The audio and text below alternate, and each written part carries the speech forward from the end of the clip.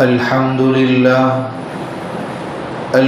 لله الذي كفى وسلام على عباده الذين اصطفى أما بعد فقد قال الله تبارك وتعالى في القرآن المجيد والفرقان الحميد أعوذ بالله من الشيطان الرجيم بسم الله الرحمن الرحيم وأقيموا الصلاة وآتوا الزكاة واركعوا مع الراكعين أتأمرون الناس بالبر وتنسون أنفسكم وأنتم تتلون الكتاب أفلا تعقلون إلى آخر الآية صدق الله العظيم. بزرگان محترم، میرے نوجوان ساتھیوں،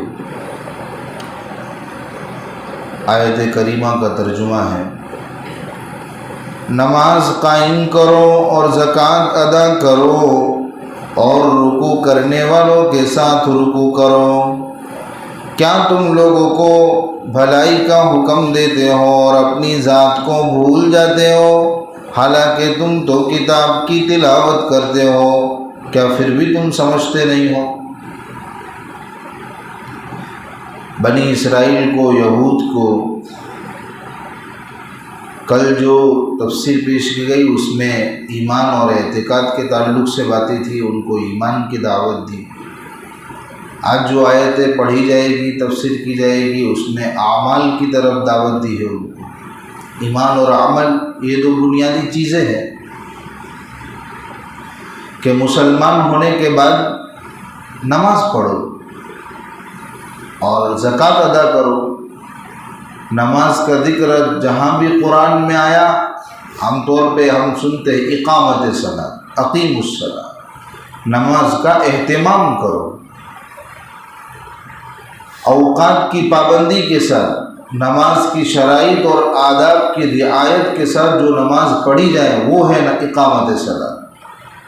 خالی سرسری نماز پڑھ لی کوئی وقت کی پابندی کے بغیر اور شرائط اور آداب کی رعایت کے بغیر، وہ پھر وہ نماز نہیں ہے، وہ تو ایکسرسائز. اور نماز کے جو فضائل ہے، جو مناقب ہے، وہ ہمیں اسی وقت حاصل ہوں گے جب ہم نماز کو نماز کے طریقے پر پڑھیں، اہتمام کے ساتھ پڑھیں. دوسرا حکم دیا کہ زکوٰۃ ادا کرو. بنی اسرائیل میں، یہود میں نماز تھی، زکوٰۃ بھی تھی. دوسری جگہ پر آیت کریمہ وہاں سے پتہ چلتا ہے کہ ان کو نماز کا بھی حکم ہے، زکوٰۃ کا بھی حکم ہے، لیکن ان کی نوعیتیں الگ الگ ہوگی. تو خاص وَارْكَعُوا مَعَ الرَّاكِعِينَ اللہ نے فرمایا کہ رکوع کرنے والوں کے ساتھ رکوع کرو. یعنی جو مسلمان ہیں جیسی وہ نماز پڑھتے ہیں ایسی نماز پڑھو. رکوع کو خاص لائے، جز بول کر کل مراد ہے، چاہے رکوع کا ہے لیکن پوری نماز مراد ہے. یعنی جیسے مسلمان نماز پڑھتے ہیں، اللہ کے نبی نے جیسی نماز بتائی ایسی نماز پڑھو. تو رکوع کو لائے لیکن رکوع بول کر پوری نماز مراد. ایسا ہوتا ہے کئی روایتوں میں سجدہ بول کر پوری رکعت یا پوری نماز مراد لی جاتی ہے اور رکوع بول کر بھی پوری نماز مراد لی جاتی ہے. لیکن خاص رکوع جو رکن ہے اس کی ہی تخصیص کیوں کی؟ کوئی اور رکن نہ لاتے؟ تو وجہ اس کی یہ ہے کہ بنی اسرائیل میں نماز تھی تو اس میں رکوع نہیں تھا، سجدہ تھا، رکوع نہیں تھا. اس لیے خاص رکوع کو ذکر کر کے نماز مراد دی کہ یعنی ایسی نماز پڑھو جس میں رکوع بھی ہے، سجدہ بھی ہے اور وہ اسلامی نماز. اور اس سے جماعت کی اہمیت کی بھی ہمیں اس کا بھی علم ہوا کہ کہ بھی اسلامی نماز جماعت کے ساتھ ہے، اسلامی نماز جماعت کے ساتھ ہے۔ علماء جو پہلے کے ہیں، فقہاء اور کچھ صحابہ کرام، ان کا تو فتویٰ ہے کہ بغیر جماعت کے نماز ہوتی ہی نہیں، ان کے اپنے دلائل ہے۔ اور جو جمہور ہے وہ کہتے ہیں کہ جماعت سنت موقدہ ہے، لیکن کیسی سنت موقدہ؟ فجر کی 2 رکعت جیسی سنت موقدہ ہم سمجھتے ہیں نا، ایسی سنت موقدہ۔ تو جماعت کی اہمیت کی بھی اس آیت سے ہمیں اس کا بھی علم ہوتا ہے۔ اب اس کے بعد اللہ تعالیٰ نے آگے فرمایا أَتَأْمُرُونَ النَّاسَ بِالْبِرِّ وَتَنْسَوْنَ أَنفُسَكُمْ، کیا تم لوگوں کو بھلائی کا حکم دیتے ہو اور تم اپنی ذاتوں کو بھول جاتے ہو، وَأَنْتُمْ تَتْلُونَ الْكِتَابَ، حالانکہ تم تو کتاب پڑھتے ہو۔ دراصل علماء یہود جو تھے، ان کے رشتہ دار، ان کے قریبی لوگ، اقارب لوگ، یہ مذہب اسلام میں داخل ہو چکے تھے، انہوں نے کلمہ پڑھ لیا تھا، دین محمدی اختیار کر لیا تھا۔ تو کبھی وہ ان سے ملتے تو ان کو خفیہ طور پر چپکے سے ان کو کہتے کہ آپ نے جو مذہبی اسلام چنا ہے وہ صحیح چنا ہے، اس کے اوپر جمے رہنا، ہم اسلام نہیں لاتے ہیں تو اس کی وجہ کچھ ہیں، کچھ حکمتیں ہیں، کچھ مصلحتیں ہیں، اس لیے ہم ایمان نہیں لاتے، لیکن تم ہے نا ایمان لائے ہو، صحیح لائے ہو، پھرنا مت، جمے رہنا۔ تو اللہ نے ان عالموں کو ڈانٹ لگائی ہے کہ بھئی تم عجیب انسان ہو، لوگوں کو تو بھلائی کا حکم دیتے ہو کہ ایمان پر جمے رہنا، اور جہاں اپنی ذات کی باری آتی ہے تو اس کے بارے میں آپ غافل ہو، اپنی اسلام کی، ایمان کی فکر نہیں، حالانکہ تم تو جانتے ہو، تم تو کتاب پڑھے ہوئے ہو، تورات میں صاف لکھا ہے کہ اسلام جب آئے گا اللہ کے نبی صلی اللہ علیہ وسلم کے دین کو ہر ایک کو اپنانا ہوگا، تو پھر تم اپنے بارے میں تو اپنی ذاتوں کو بھول جاتے ہو اور اوروں کو بھلائی کا حکم کرتے ہو۔ یہ جو آیت ہے نا، اس سے کیا پتہ چلا کہ بھئی آدمی بے عمل ہو اور دعوت دے، آدمی کی زندگی میں عمل نہ ہو اور وہ لوگوں کو بھلائی کا حکم کرے، یہ اچھی بات نہیں۔ روایتوں میں بہت سخت الفاظ کے اندر وعید آئی۔ شب معراج میں اللہ کے نبی صلی اللہ علیہ وسلم کا گزر کچھ لوگوں کے پاس سے ہوا جن کے ہونٹ اور زبان آگ کی کیچی سے قطرے جا رہے تھے۔ اللہ کے نبی نے پوچھا کہ یہ کون لوگ ہیں؟ تو جواب دیا گیا کہ یہ وہ دنیا دار واعظ ہے جو لوگوں کو بھلائی کا حکم کرتے تھے لیکن خود عمل نہیں کرتے تھے۔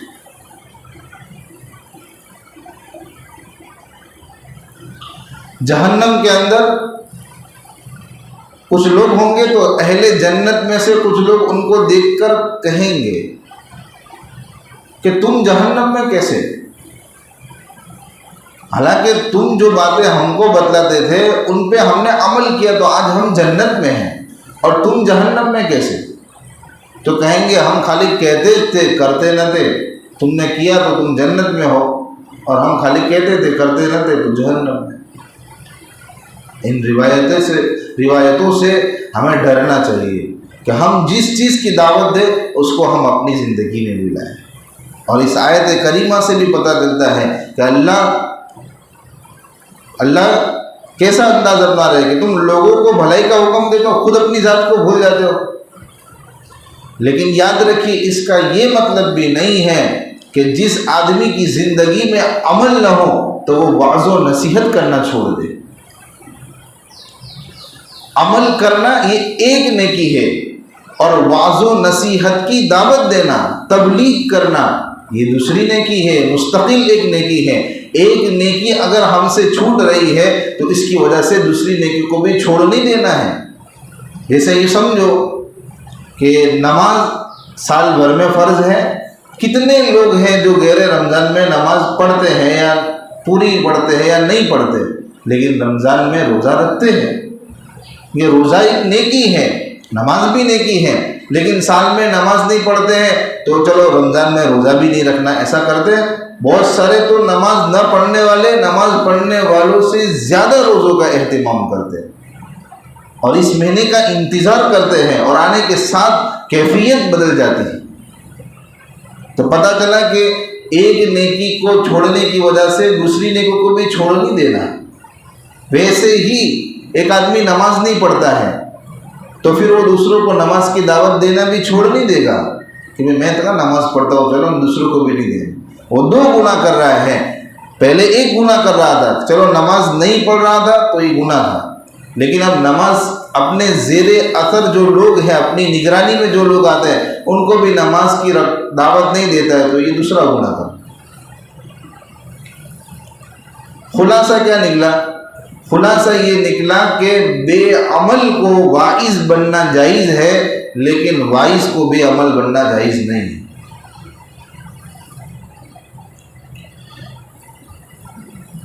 وَاسْتَعِينُوا بِالصَّبْرِ وَالصَّلَاةِ وَإِنَّهَا لَكَبِيرَةٌ إِلَّا عَلَى الْخَاشِعِينَ. تم صبر اور صلاۃ کے ذریعے سے مدد طلب کرو، اور یقیناً نماز بڑی بھاری چیز ہے مگر خشوع اختیار کرنے والوں پر. اہل یہود کو جو چیز ایمان لانے سے روک رہی تھی، جو روڑا بن رہی تھی، مانے بن رہی تھی، وہ دو چیزیں تھیں: حب جاہ اور حب مال. حب جاہ مطلب منصب کی محبت، عہدے کی محبت، پاور کی محبت. کسی کے تابع بن کر ہمیں رہنا پڑے گا، کسی کی غلامی میں رہنا پڑے گا. یہ چیز ان کو کبر، تکبر، اس بات کا غرور ان کو ایمان لانے سے روک رہا تھا. اسی طریقے سے مال کی محبت. ایمان لے آئیں گے، کسی کی غلامی تسلیم کر لیں گے، پھر انہی باتوں کو ماننا پڑے گا، تو پھر ہم اپنے جو ماتحت میں جو لوگ ہیں، عوام کو جو ہم بیوقوف بناتے ہیں، وہ بیوقوف نہیں بنا پائیں گے، ان سے پیسے نہیں بٹور پائیں گے، دنیا کا بڑا بھاری نقصان ہو جائے گا.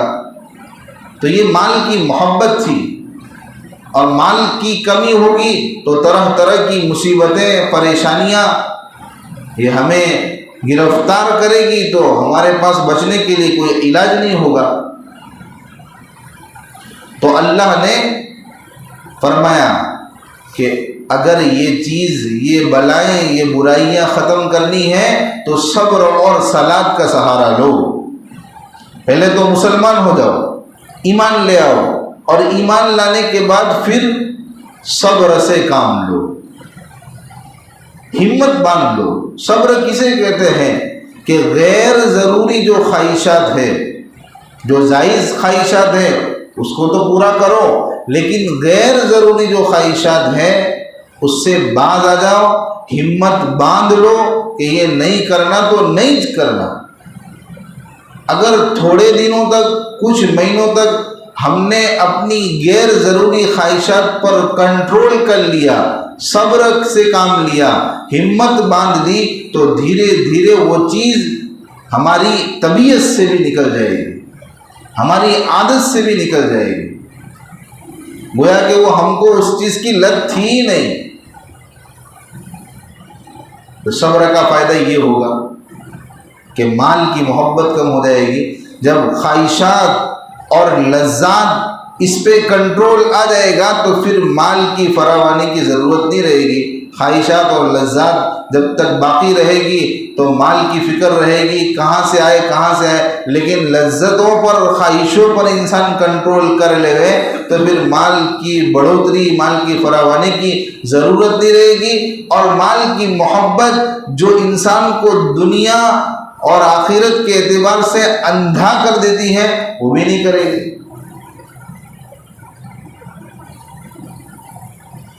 اور جاہ منصب اس کی جو محبت ہے اس کو کم کرنا ہے۔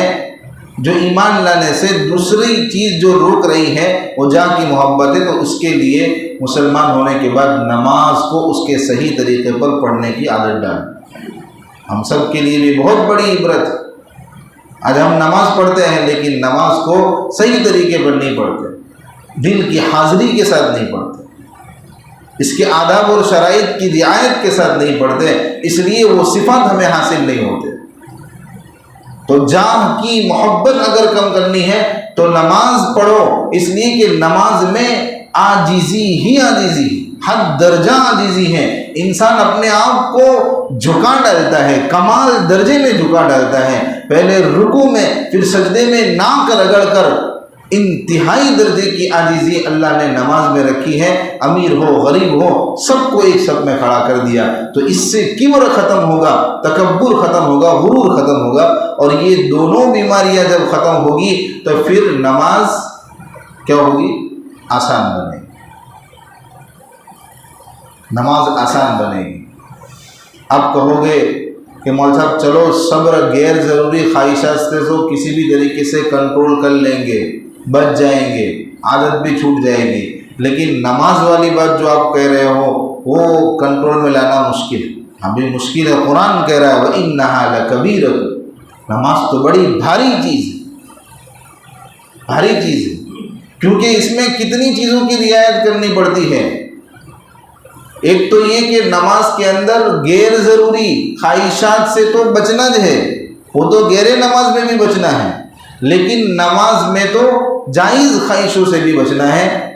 کھانا چھوڑ دینا ہے، پینا چھوڑ دینا ہے، چلنا پھرنا ہمارا رک جاتا ہے، ہنسنا بولنا رک جاتا ہے، تو جائز خواہشات سے بھی انسان کو نماز میں رکنا پڑتا ہے، اور وہ بھی دن میں ایک مرتبہ نہیں، 5 مرتبہ، اور اوقات کی پابندی کے ساتھ 5 وقت اللہ کے گھر میں حاضر ہو اور رکعت باندھو، تو ساری جائز چیزوں پر بھی کنٹرول اور غیر ضروری خواہش چیزوں پر بھی کنٹرول۔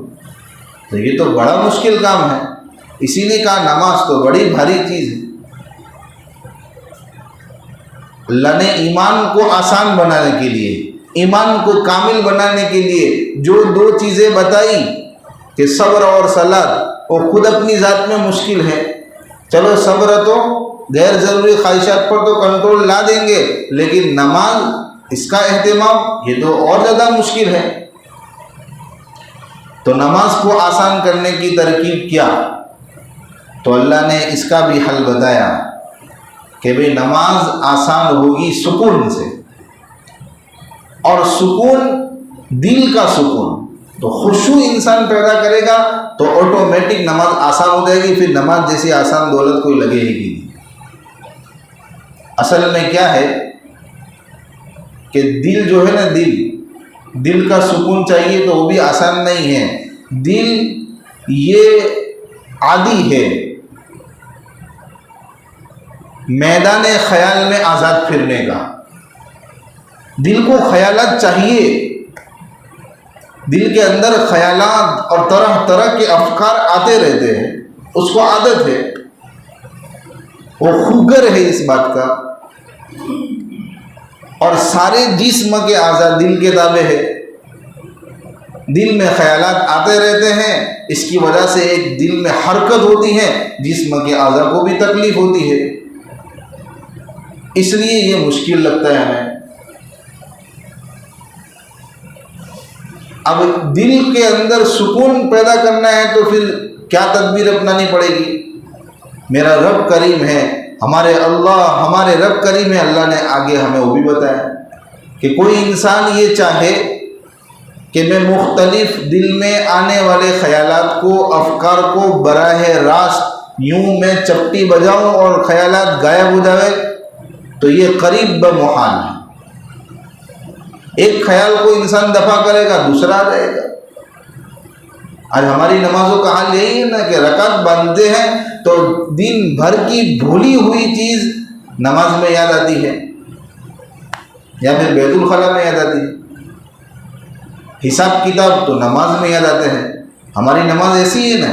تو نماز میں اگر سکون چاہیے، خشوع چاہیے، تاکہ وہ بڑھتا ہوا خشوع ہمیں نماز ہماری آسان بناوے، آسان نماز بنے گی تو نماز کے اندر پابندی آئے گی. نماز میں پابندی آئے گی، مداومت آئے گی، تو پھر ہمارے اندر سے وہ خرابیاں ختم ہوگی، حب جاہ ختم ہوگی، حب مال ختم ہوگی، اور یہ تو برائیاں ختم ہوگی. تو پھر جو مقصد ہے ایمان میں کمال، وہ ہمیں حاصل ہوگا. تو خیالات تو بھئی آنے ہی آنے ہیں. مختلف خیال کو انسان براہ راست اپنی ذات سے اس کو ختم نہیں کر سکتا پورا کا پورا، یہ قریب بے محال. تو کیا کریں گے تدبیر؟ کہ کسی ایک خیال پر اپنے آپ کو جما دو، کسی ایک خیال پر ڈوب جاؤ، اس میں مستغرق ہو جاؤ. انسان کا جو دل ہے وہ ایک وقت میں دو طرف متوجہ نہیں ہو سکتا، کہ ایک ہی وقت میں اس کا دل دکان کی طرف بھی ہے اور مسجد میں بھی ہے، نہیں ہو سکتا. ایک وقت میں ایک ہی جگہ پر ٹکے گا. تو ہم اپنے خیال کو ایک ہی خیال کے اندر ہم ڈبا دیں گے تو آٹومیٹک دوسرے خیالات کیا ہو جائیں گے؟ ختم ہو جائیں گے. آٹومیٹک دوسرے خیالات ختم ہو جائیں گے. تو یوں کر کے ہمیں پھر سکون حاصل ہوگا. اب اللہ نے وہ خیال بھی بتا دیا کہ کیا خیال نماز میں لاؤ گے تو سکون ملے گا، کتنے میرا رب کریم ہے. خیال بھی بتا دیا. ویسے تو ہر خیال محمود، ہر نیکی کا خیال انسان کو نیک کام پر، نیک عمل پر جمع دیتا ہے. لیکن جو خیال رب نے بتایا ہے، اگر وہ خیال اگر ہم نماز میں پیدا کریں اور وہ کیفیت والی نماز پڑھیں تو پھر ہمیں وہ نماز میں خشوع نصیب ہوگا، اور پھر یہ سارے مراحل نماز میں ہمارے آئیں گے، پھر اللہ کے وعدے بھی پورے ہوں گے. کیا خیال ہے؟ الذین یظنون انہم ملاقو ربہم، کہ خشوع پیدا کرنے والے وہ لوگ ہیں جو یہ خیال کرتے ہیں کہ وہ اپنے رب سے ملنے والے ہیں. انسان نماز کے لیے رکعت باندھے اور اس کا دل حاضر ہو جاوے، اس کا دل اس خیال میں ڈوب جاوے، اس کا دل اس خیال میں مستغرق ہو جاوے کہ مجھے آخرت میں اپنے رب سے ملنا ہے، اور یہ جو مجھے محنت کرائی جا رہی ہے، مجھے جو تھکایا جا رہا ہے دن بھر میں 5 مرتبہ، اس کا مجھے انعام رب کریم دے گا. یہ خیال میں انسان ڈوب جائے تو سوچو کیسی نماز ہوگی. دوسرے خیالات آئیں گے نہیں، اسی خیال پر جمع رہے. اور ایک اور خیال وَأَنَّهُمْ إِلَيْهِ رَاجِعُونَ، کہ اپنے رب کے پاس واپس جانا ہے. دل میں جیسے ہی خیال دوسرے آوے، باطل خیال، انسان اس خیال پر جم جاوے کہ بھی رب کے پاس جانا ہے، حساب کتاب دینا ہے. ایک تو اللہ سے اس عمل پر ملنے کی امید، اور اس عمل کو صحیح طریقے پر نہ کرنے پر اللہ سے ڈر، اس کا خوف، امید اور خوف. یہ دو چیزیں، یہ دو خیال ایسی اللہ کی نعمت ہے جو ہر عمل کی روح ہے. کوئی بھی عمل کو آپ جاندار بنانا چاہتے ہیں تو امید اور خوف کا سہارا لے سکتے ہیں کہ ہر اچھے عمل سے اللہ سے امید رکھیں اور ہر باطل عمل سے اللہ سے خوف رکھیں. یہ دو خیال اگر ہم نے نماز میں پیدا کر لیے، نماز میں خشوع پیدا ہوگا، نماز ہماری جاندار بنے گی. اور نماز جاندار بنے گی پھر وہ ان الصلاۃ تنہی عن الفحشاء والمنکر، وہ نماز ہمیں بے حیائی سے روکے گی، بری باتوں سے روکے گی. حب جاہ ختم ہوگا، حب مال ختم ہوگا، کمال ایمان نصیب ہوگا، اور کمال ایمان کے ساتھ دنیا سے جائیں گے تو اللہ جنت دیں گے، جنت کی نعمتیں دیں گے. آج سے نیت کرو، ماہ مبارک چل رہا ہے، ابھی ہمارے پاس وقت ہے اپنی نمازوں کو بنانے کا، اپنی نمازوں کو دھیان، دل حضوری والی، اللہ کے دھیان والی نماز بنانے کا. اس خیال کے ساتھ نماز پورے مہینے پڑھو، انشاءاللہ باقی 11 مہینے اللہ ہمیں اپنے خشوع خضوع والی نماز نصیب فرمائیں. اللہ تعالیٰ کہنے سننے سے عمل کی توفیق عطا فرمائے. صدق اللہ.